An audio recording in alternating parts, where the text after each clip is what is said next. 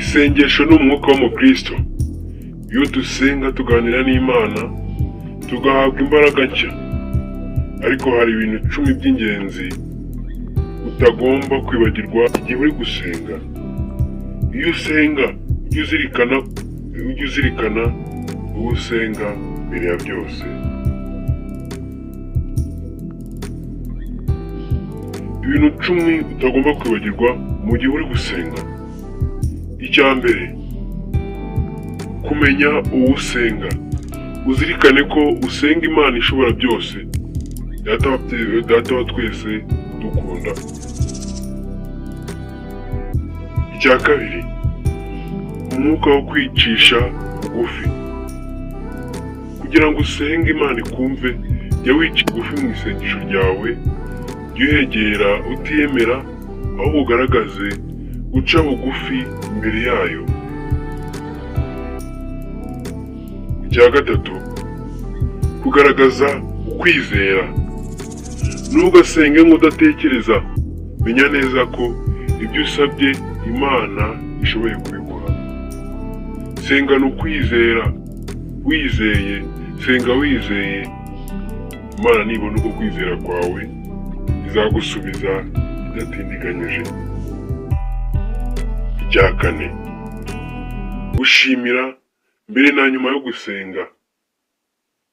Ntugasabe gusa, ntugasenge usaba gusa, ahubwo ujye unashimira ibyo Imana yakoze n'ibyo izakora.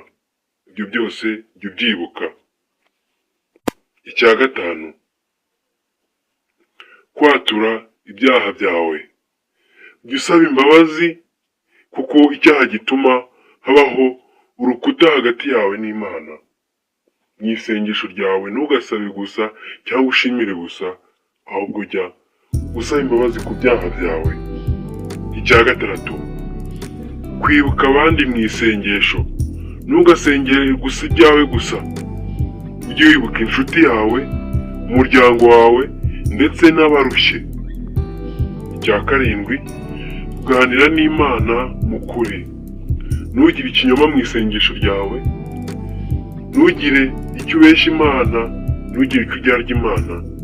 Bibwira Imana uko wiyumva koko.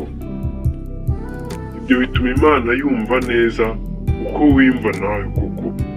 Icya munani, kwihangana no kudacika intege. Hari ibyiza usaba bigatinda, ariko komeza usenge udacika intege, ntucike intege. Icya cyenda, kugendera mu bushake bw'Imana.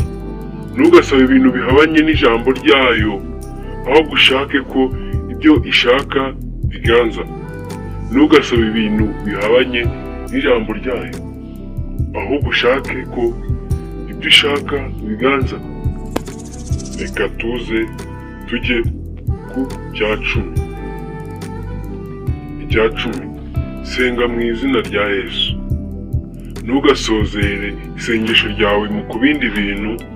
Yesu niwe nzira y'ukuri n'ubugingo, niwe nzira n'umuhuza. Byose tubisaba mu izina rye.